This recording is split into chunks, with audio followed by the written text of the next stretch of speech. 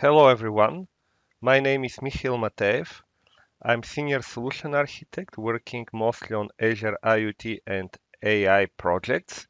I'm also Microsoft MVP on Azure Data Platform and member of Microsoft Regional Director Program. This session is on anomaly detection powered by Azure AI and digital twins. The agenda of this presentation covers several topics. First, we will have introduction to digital twins concept. We will talk also about digital twins in IoT projects. We will have comparison between different implementation of the same concept like device twins and Azure Digital Twins service. We will consider more details on Azure Digital Twins service for IoT solutions. We'll have also comparison between different cloud vendors and what they offer for digital twins solutions.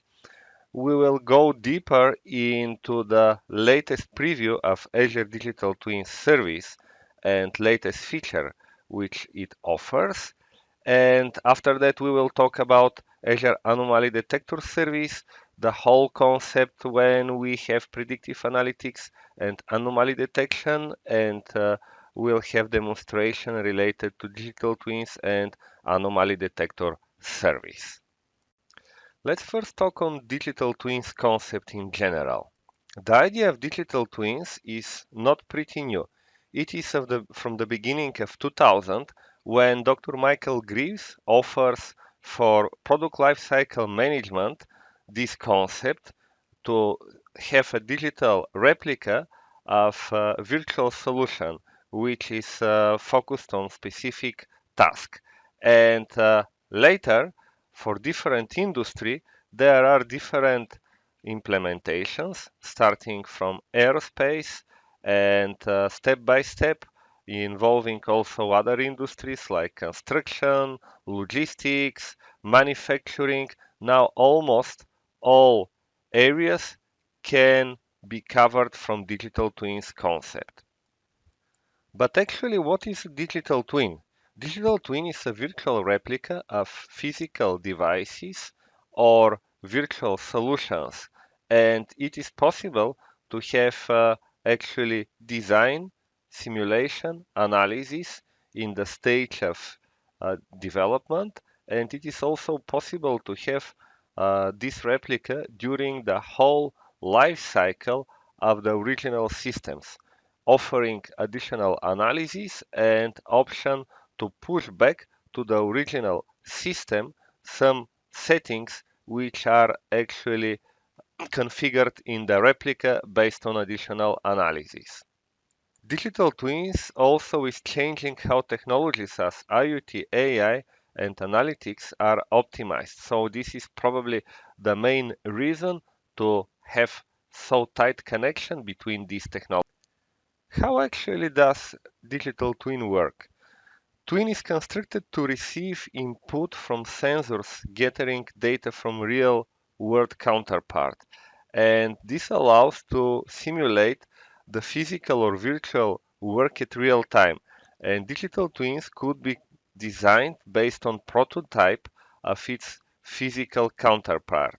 It is possible, as already explained, to have from one side simulation and constructing of the model during the development phase, but from another hand, it is possible to have this real world role as counterpart of the original system, which is very important to analyze the behavior of the original system and also to correct settings of the original system.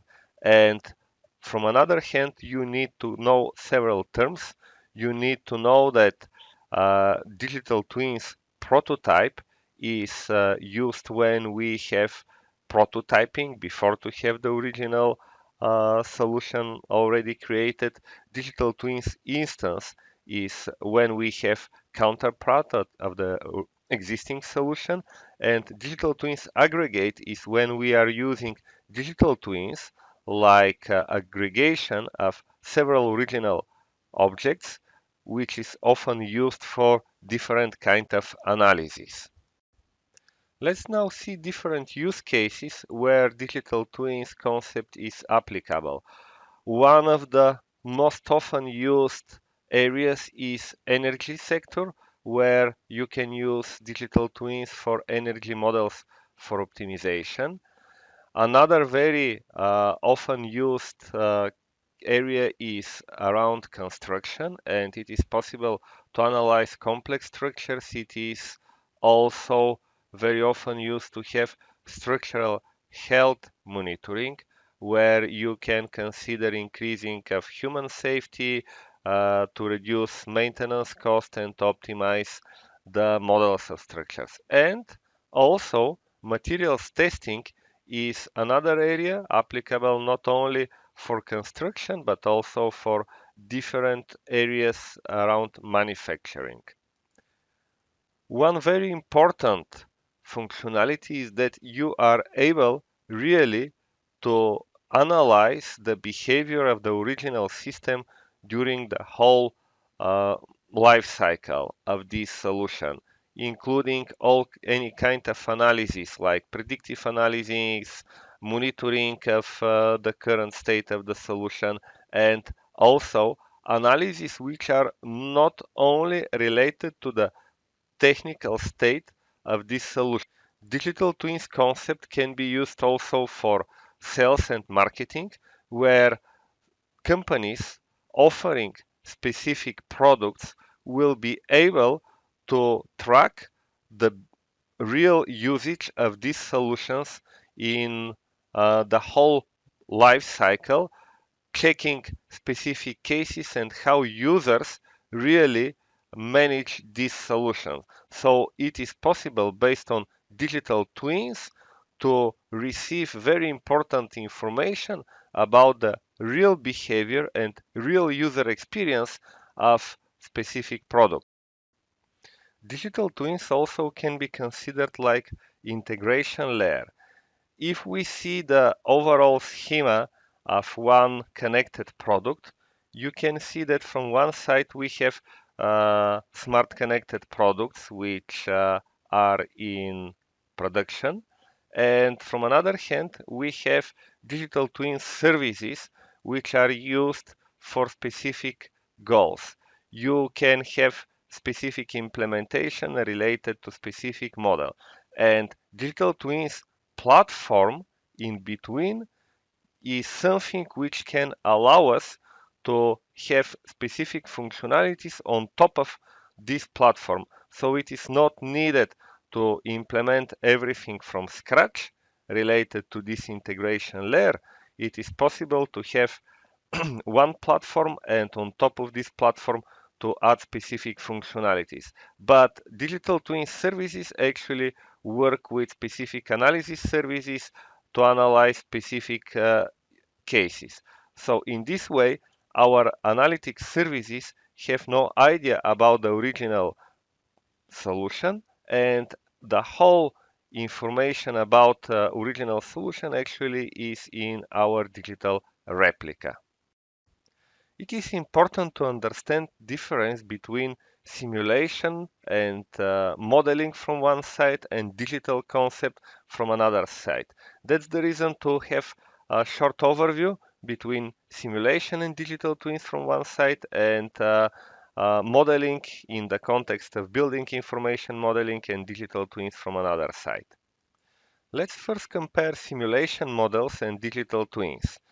There are many similar things, but also some differences. From one side, when we have simulation, we have the same type of sensor data which is used for digital twins. But simulations generate and manipulate data as part of simulation. Actually, it is something which analyze a project that can be happen, but not is a replica of the currently running system. And that's the main difference because digital twins actually have simulation and bidirectional synchronization with the original solution. Modeling can be considered during the design phase for many different industries, but here the sample is more related to construction. So Building information modeling is one of the modeling approaches which is related to design for construction, and it is actually mostly on what we need to have in our future solution. So we are building a prototype, modeling specific behavior, including also connection between different components, loads, and based on this, we have actually the design of existing construction. The difference is that for this approach, we actually again have no real-time bidirectional synchronization between original solution and digital replica. It is used only for design, and that's the reason actually to have this comparison. It is important to know that in digital twins, the most important is that we have this approach very useful during the whole life cycle of the original solution, not only during the design phase where we have modeling. One of the most important areas where digital twins concept is applicable is Internet of Things. That's the reason to talk a little bit more about IoT projects and digital twins. Digital twins has several roles in IoT projects, and probably one of the most important is the integration role, where it is possible to have actually connection between different information services and physical things based on API to API communication implemented mostly based on digital twins. It is possible to have different APIs for original instance states, for log of events, for context data, graph references, stream analytics processing, for security, identity, custom code, and other specific cases. It is an interesting question why we need digital twins platform. It is possible to make everything without usage of such kind of platform. It is possible to implement custom all this behavior which we need for specific IoT solutions, where different appliances to send notifications which will be collected in the cloud. We will have custom logic and will notify other services and devices. But without digital twins, we will have much more complex solutions because we will not rely on common platform where we can actually manage this, and we need to have custom implementations for any case, and in this way the complexity of solutions will stay much higher and it will be much more difficult to support it. Azure Digital Twins is probably the only one public platform for digital twins which is accessible for end users on reasonable price, fully customizable, and this is exactly the reason to be more focused on this platform. There are several important things which we need to consider. There is spatial intelligence graph, which allow us to have much more complex relationship between different objects in our models. We are able to collect information and manage different physical devices in the context of IoT. It is possible also to have role-based access control and multi-tenancy support in very good way. And we have rich integration with other services from Azure Stack. Let's see what is the difference between device twin and digital twin, especially in the context of Microsoft Azure. Actually, digital twins is a concept.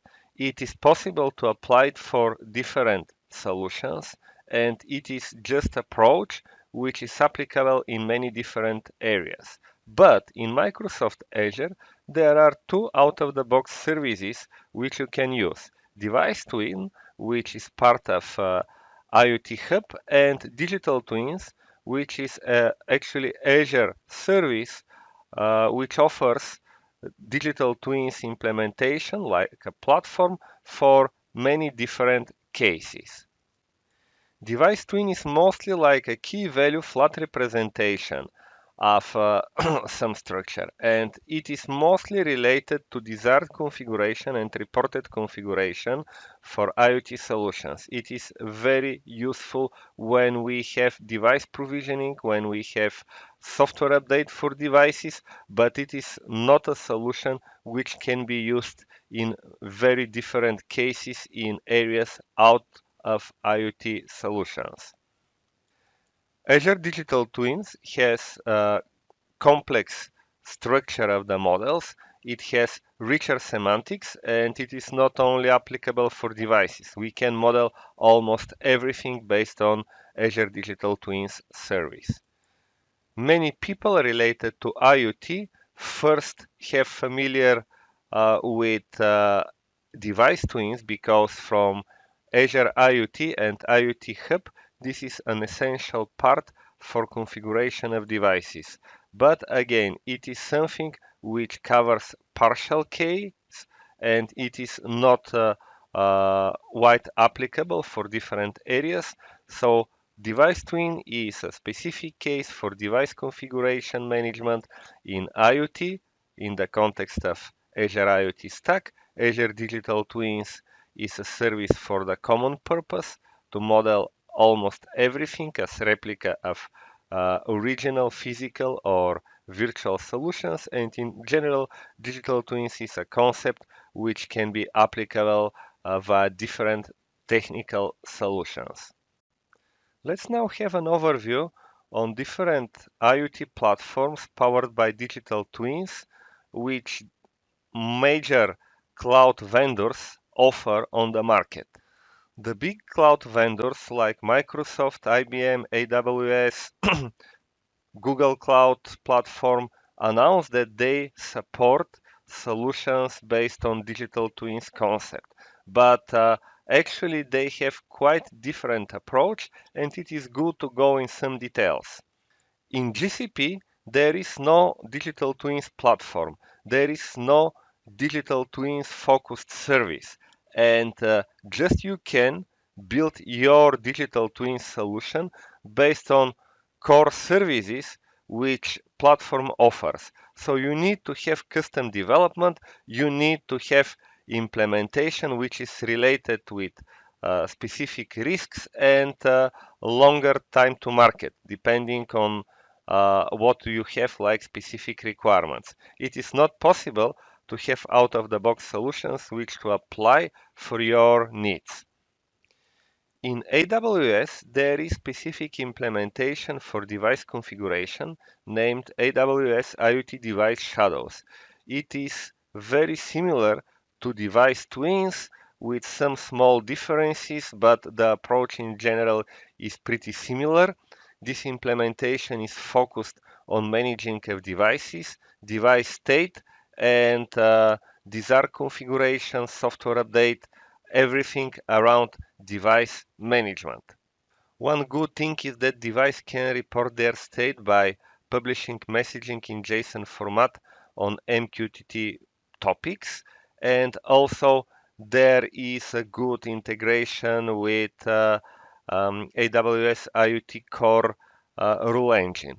These are the features which are good, but in general it is very similar to Azure IoT device twins, which are focused on configuration of devices and they are part of Azure IoT Hub. So IoT device shadows is not a solution based on digital twins for common purpose. It is something which is focused on device management for IoT solutions. AWS also announced that they offer digital twin solution for common purpose in their platform, but it is not exactly true. It is possible to have own solution with custom implementation based on integration between different services. You can use AWS IoT Core with Amazon Cimmerian for modeling of different more complex models, it is possible to integrate this with different solutions for analysis like Amazon SageMaker, but you have no common platform.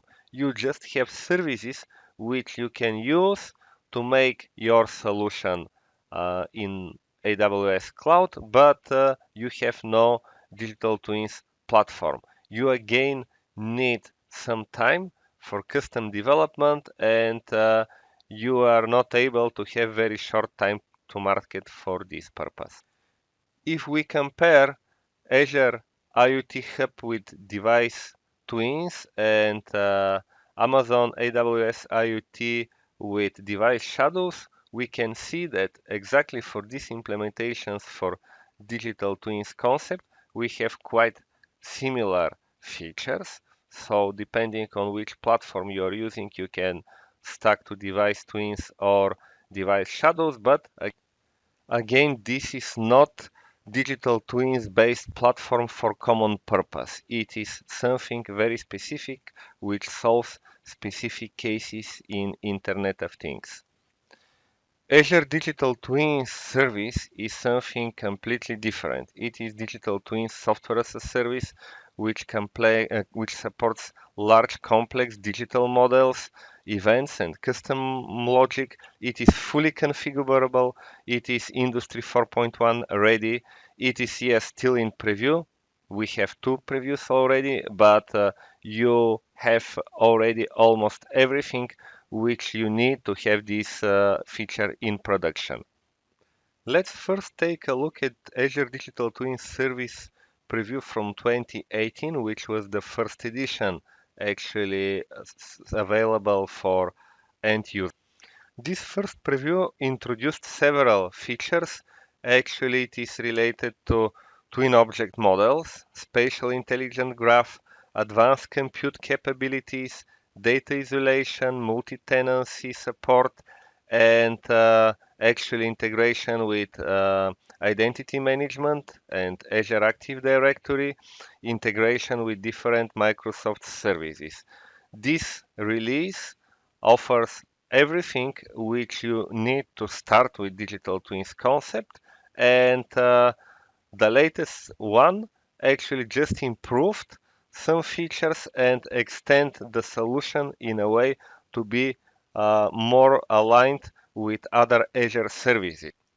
The first digital twins solution preview was actually with Azure IoT Hub as a part of the core, so integration was actually mandatory without good flexibility to choose how and when to integrate this digital twins platform with IoT Hub. Digital twins was built on top of IoT Hub and the base functionalities. It is something which was needed for the initial concept to see how it works, but later this concept was changed. Also, Azure Digital Twins was a part of vertical solutions like Azure IoT Solution Accelerators, which offers preset projects which you can adapt for your business, and Azure IoT Central.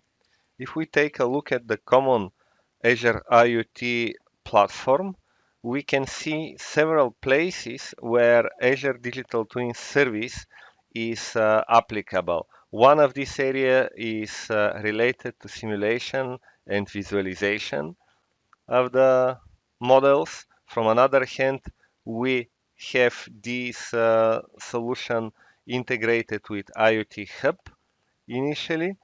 Additionally, it is something which can be used for integration with services related to business analysis and other business solutions. And also, it is very important part of the solution like common data model.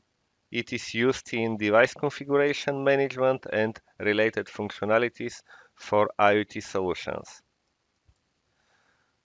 Nowadays, as I already mentioned, for last preview of Azure Digital Twins service, we have no more integration between Digital Twins and IoT Hub.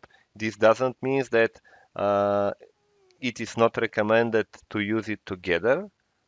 It is something which is very useful. Just you need to have flexibility to choose when you need just IoT Hub and when you need to have IoT Hub integrated with Digital Twins service.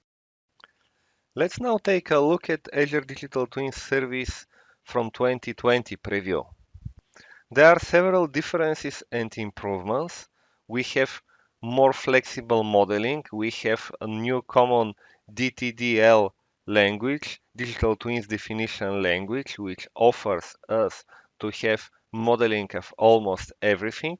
It was possible to do it with the previous service, but based on extending of existing presets objects. We have more flexible topology, which is also related to functionalities of this modeling. We have a richer and more flexible compute. We have common approach to call HTTP points and to call Azure functions and to have Azure IoT Hub separately, so it is possible to scale much easier. And this also brings additional access to device management with IoT Hub, and we have more standard approach for security, and as I mentioned, much better scalability. There are some limitations related to some KPIs, but it is something which you can see in the documentation. Usually, these limitations are adjustable. That means it is possible to call Azure support for changing of these limitations if you need specific limits to be increased because of your in addition to open digital twins definition language and integration with HTTP points and Azure functions in a common way, you have options to configure input from IoT and business systems and output to different services like time series, insight, storage, and analytics.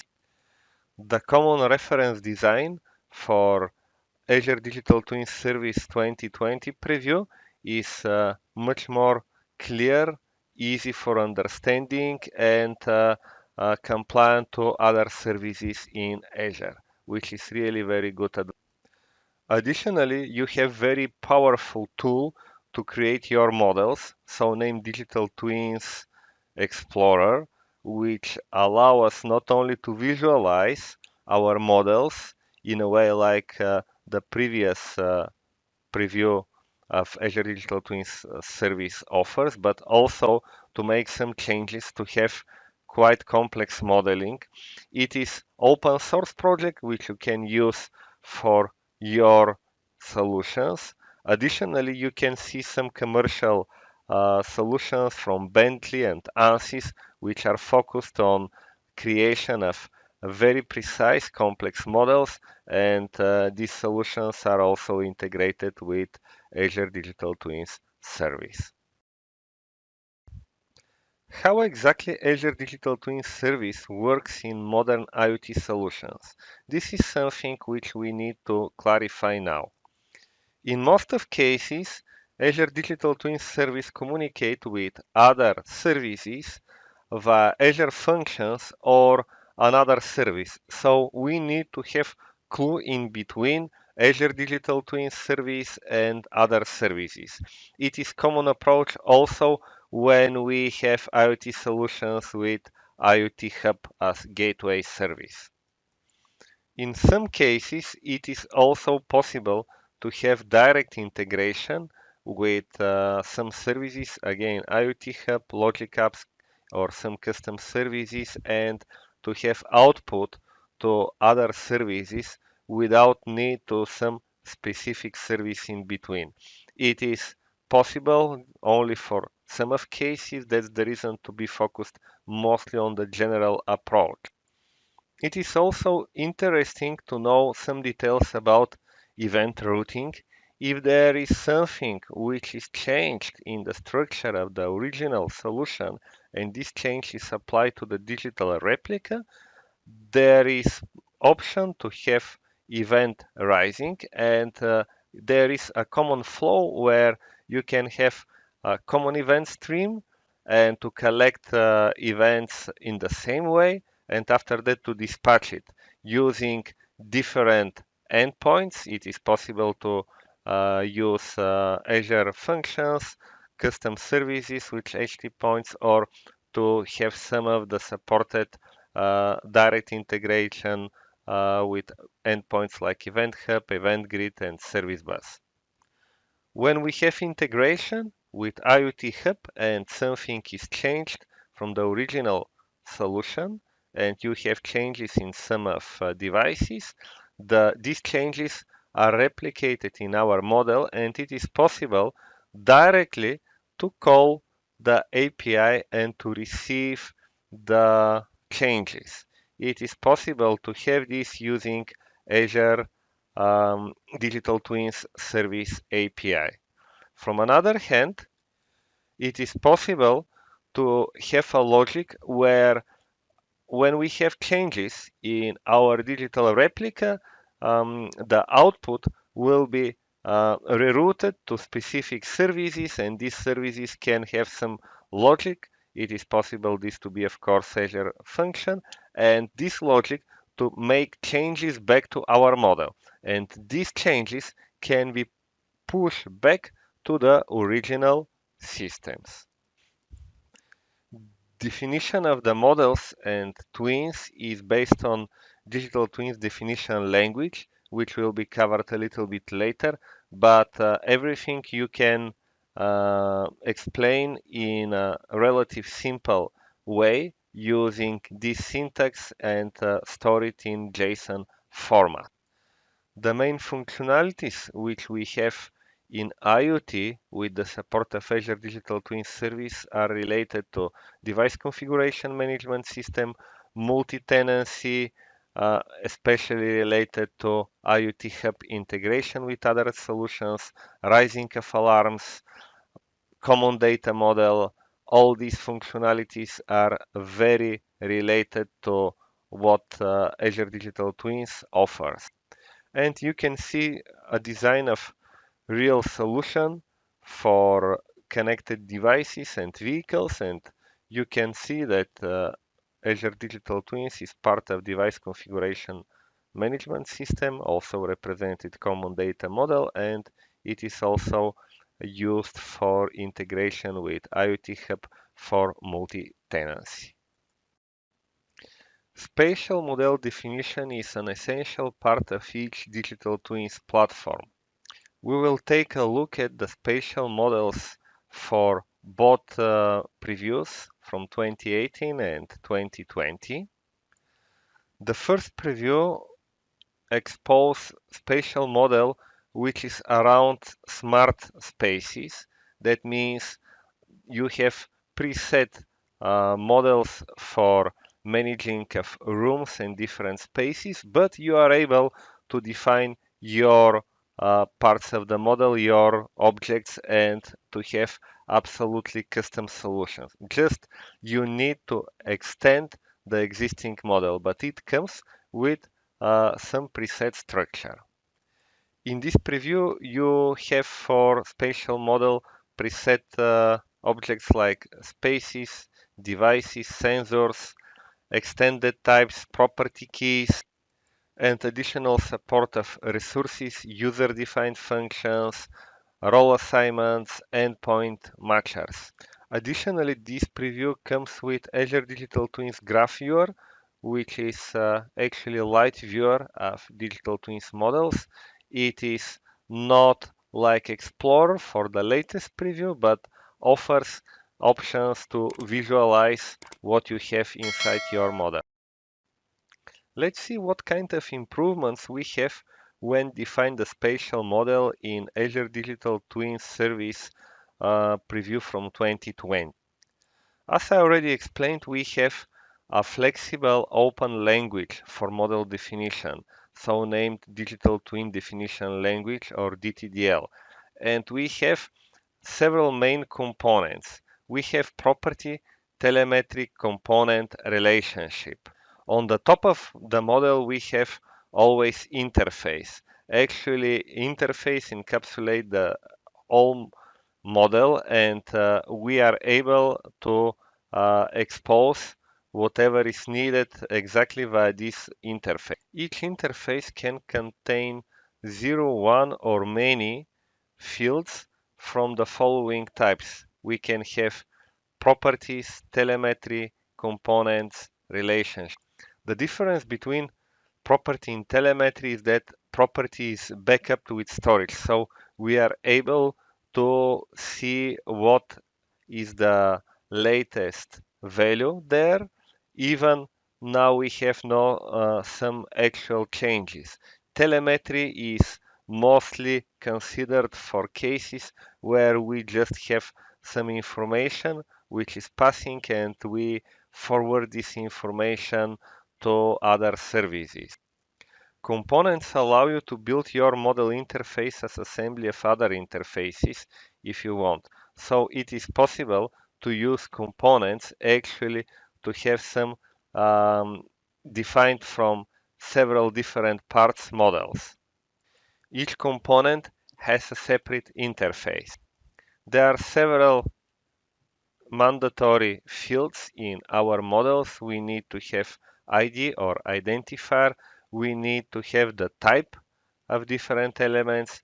We need to add context, which is actually the same for current version of definition language.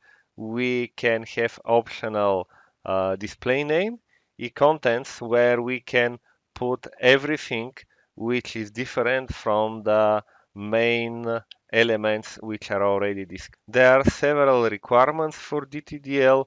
All top-level elements in a model must be from type of interface. For Azure Digital Twins, must not define any commands. It allows only single level of component nesting, and also interfaces can be defined inline within other DTDL interfaces. We have several types supported. From one side, we have primitive types like integer, double string, boolean.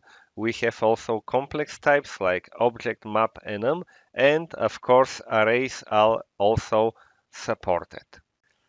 Currently, Azure Digital Twin security is pretty standard as for other Azure services, so we have granting permissions using role-based access control and integration with Azure Active Directory. You need to be authenticated. It is based on Azure Active Directory, so first security principal identity is used, and based on result of authentication, token is returned, and this token is passed as part of the request to Azure Digital Twins service. This is the major approach for Azure Digital Twins service security. Authentication is with managed identities. That means with service principals, which are also managed automatically. And additionally, we have two more roles in Azure Digital Twins, which are different from the standard one. For Azure services, we have Digital Twins owner in preview and Digital Twins reader. These roles are new and specific for Azure Digital Twins service. We can have permissions based on the scope. So scope will be related to models for Digital Twins graph query, for Digital Twin relationship, the exact digital twin, and also can be related to event root. Data is encrypted in REST, so it is not possible actually to read it from the storage without specific permissions, and also cross-origin resource sharing is not supported, so you need to have custom solution where to surround this with custom header if you want to have solutions where CORS is required. High availability and disaster recovery are supported out of the box for Azure Digital Twins service. So we have inter-region how availability, which is actually um, pretty useful.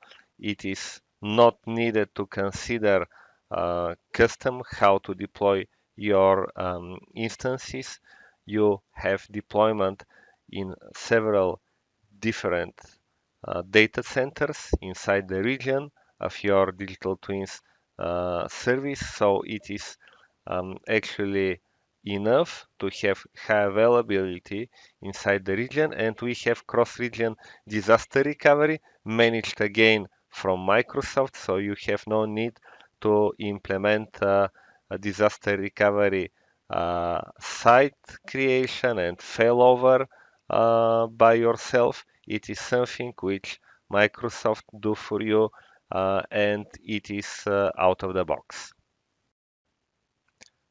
Anomaly detection is one of the major use cases for IoT and predictive analytics in general.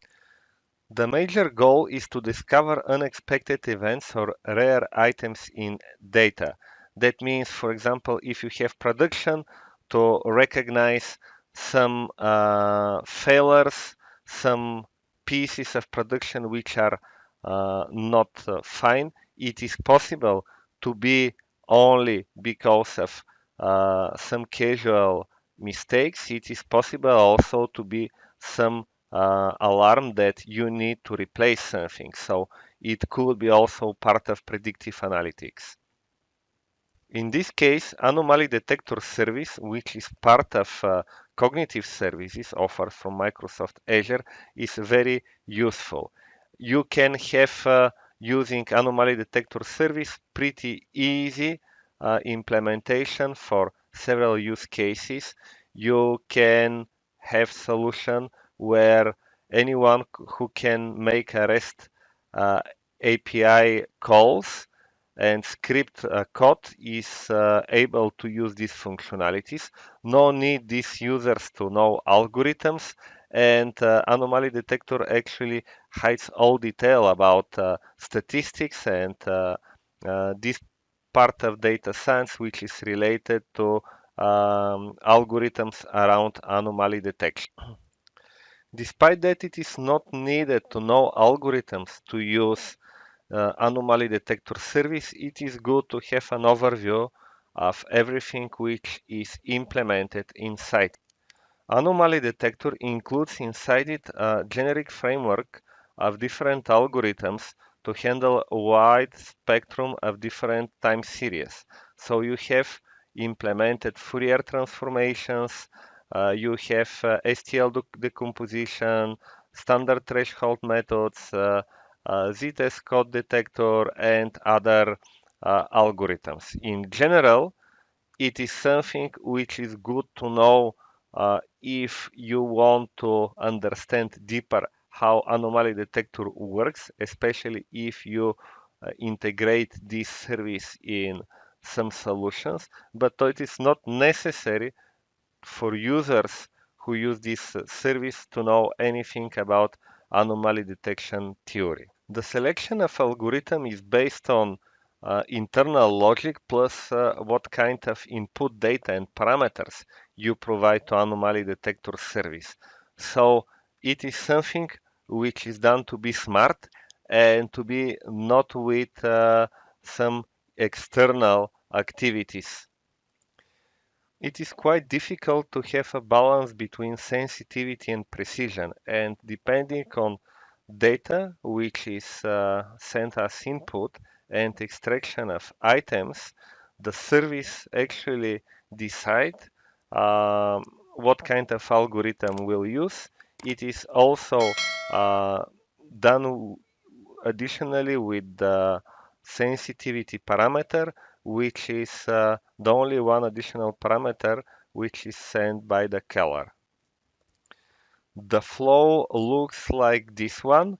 We have feature extraction. After that, we have selection of algorithm. After that is uh, done detection with high sensitivity.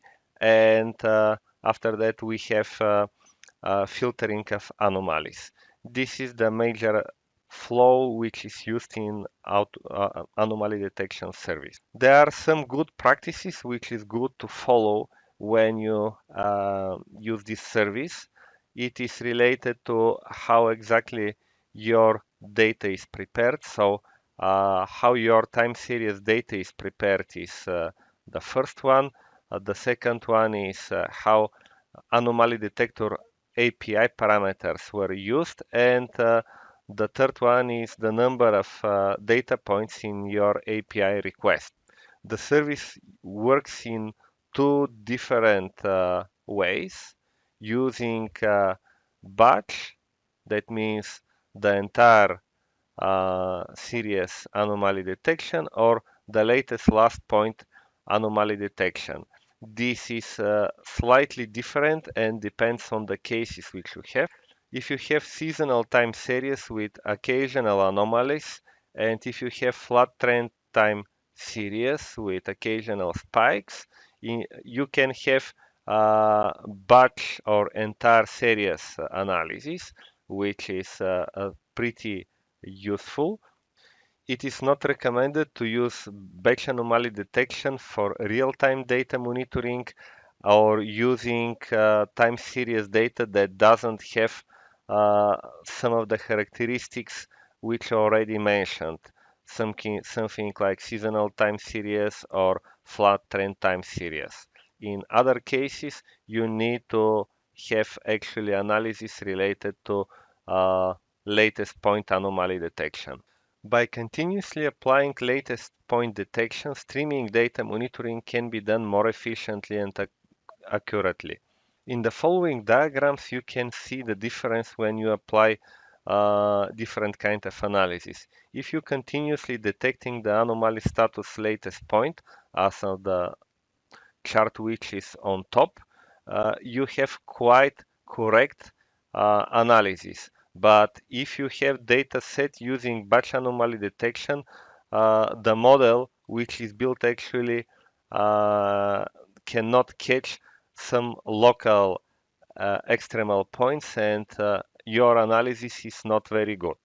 How we can send request to anomaly detector API? You need to have a valid coordinated universal time or UTC timestamp and numerical value. This is what you need to have in series when you send your data to the API. Your time interval can be with different granularity, minutely, hourly, daily, and by default, your interval is 1 unit. But if you want to specify adding custom interval attribute in the request non-standard interval, like for example 5 minutes or whatever, it is absolutely possible. But your data should be measured in equal intervals. It is not possible to have different intervals between different values. You can call the anomaly detector endpoint API in the same way like you are calling API of other cognitive services. You have the same approach with subscription key and endpoint, and we have different endpoints for different types of analysis. I mean, for latest point detection URL and for batch detection URL, we have different endpoints, so we are calling different API for such kind of an. Authentication of the client is absolutely the same as for other cognitive services, so there is no need to be more focused on this part. Important moment when we detect anomalies is to create the series. So you need to construct the JSON, which represent the series with granularity, custom interval, if it is not one, and series where we need to add actually values and timestamp. And if you have some specific service which collects data, you need finally to construct your input data in such way before to send it to Anomaly Detector service. When you create your request data, you need to actually create also HTTP client and to send your data, creating the appropriate content and using the right endpoint. You're receiving the result of your query and you can transform it to JSON object which can be analyzed in different way. You can see the high-level architecture of this demo setup, which will be represented. We have simulated devices, we have Azure Digital Twins service and IoT Hub. Information is sent to IoT Hub. You have actually here in the um, output which is set to Event Hub. We have custom client which consume data from Event Hub, and this client actually fix some small differences in our data if there are some minimal differences also in the timestamp or some other issues in the format, and sends the information to Anomaly Detector. Anomaly Detector is actually service which cannot keep the state. It is a stateless service, and it returns the results of calculations when calculations are available. And now it is time for demos. We will consider some common things about creation of Azure Digital Twins service and some specifics, and after that we'll have demonstration with Anomaly Detector service.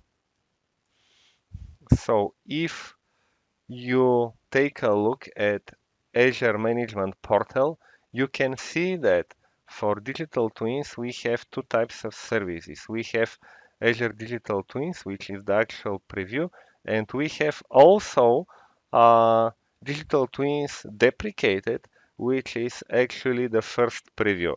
Digital Twins deprecated or preview from 2018 will be available till end of this year. Let's now try to create a new instance of Azure Digital Twins service. So we will try to create one. It is not possible to create the deprecated, so you need to create only the new preview version. You can choose subscription, you can choose also what kind of resource group you are considering, the region which is used, and also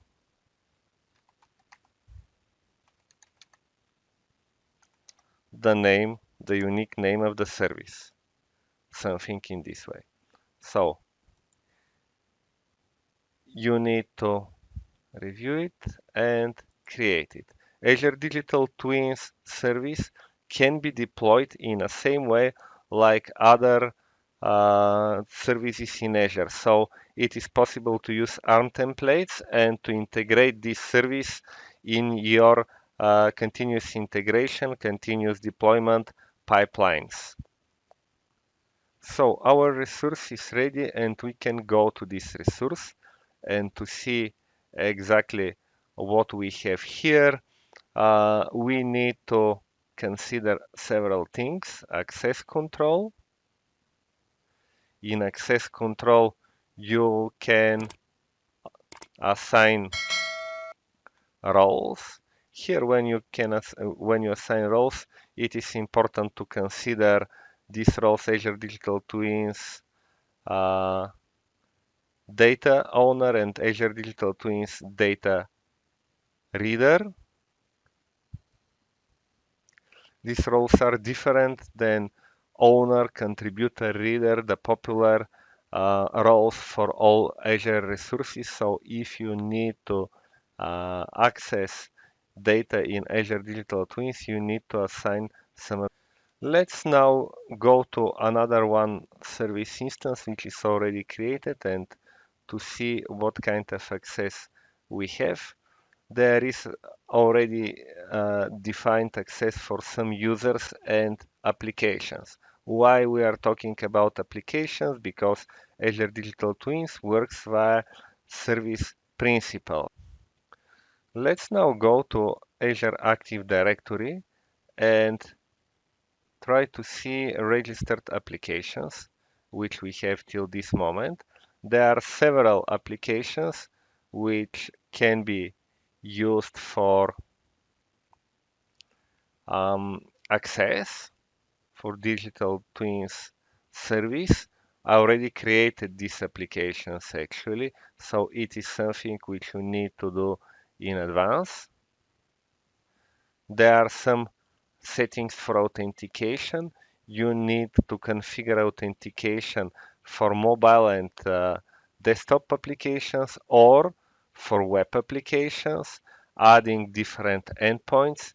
If you add as endpoint localhost and after that deploy this application to specific server, you need to change this endpoint, of course. You need also to consider some advanced settings like uh, how exactly your access will be provided, if it will be for public application or for private.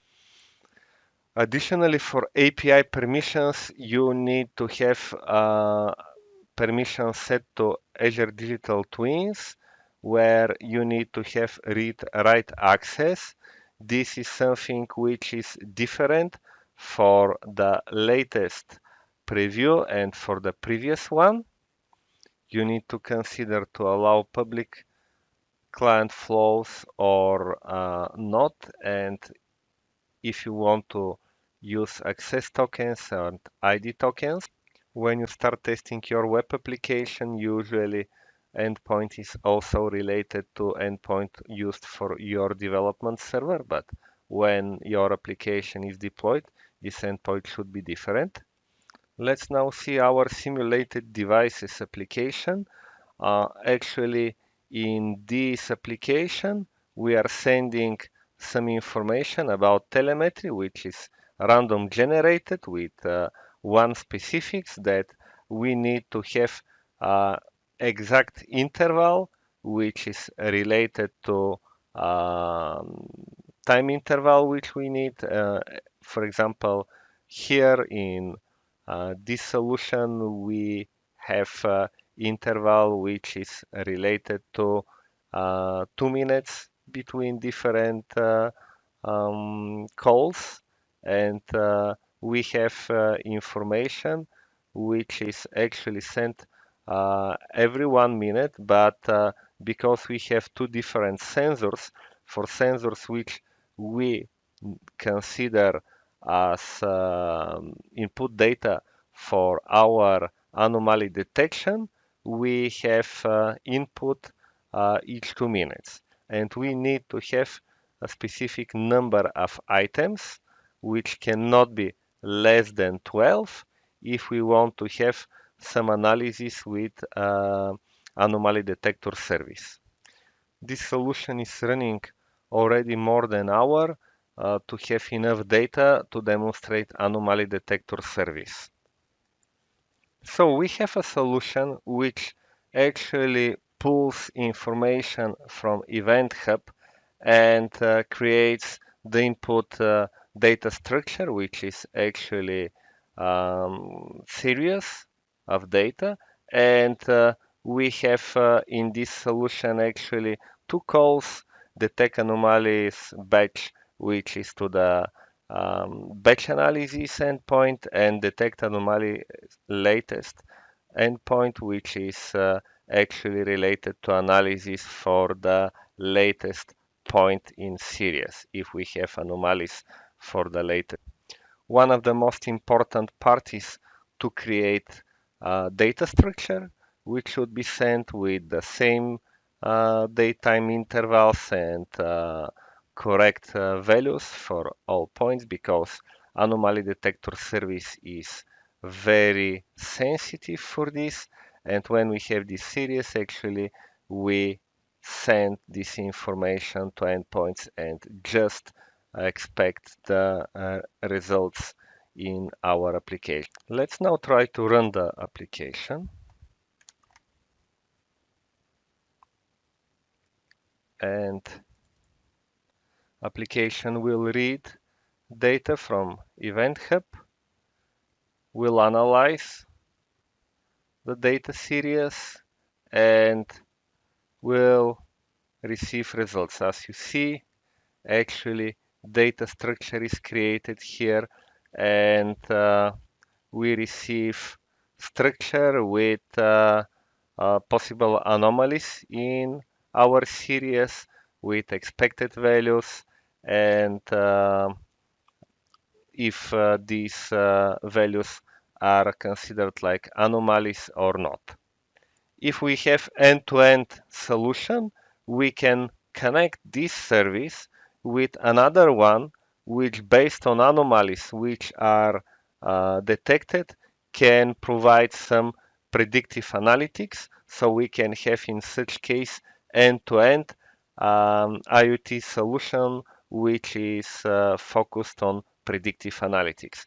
In this way, with several services and Azure IoT stack and cognitive services, and especially anomaly detector service, you will be able pretty easy to build end-to-end solution which can be used for anomaly detection and predictive analytics.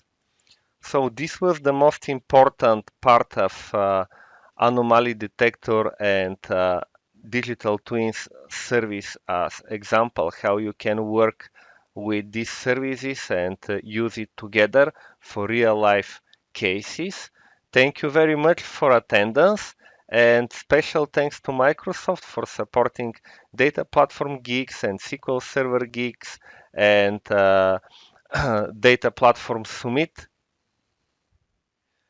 You can win additional prizes following the instructions in this place.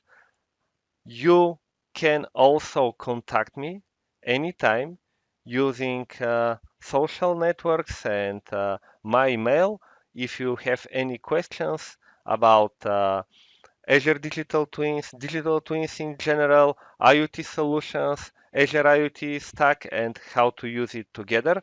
I will be glad to help you, and I will be glad to have collaboration and to try to solve your cases.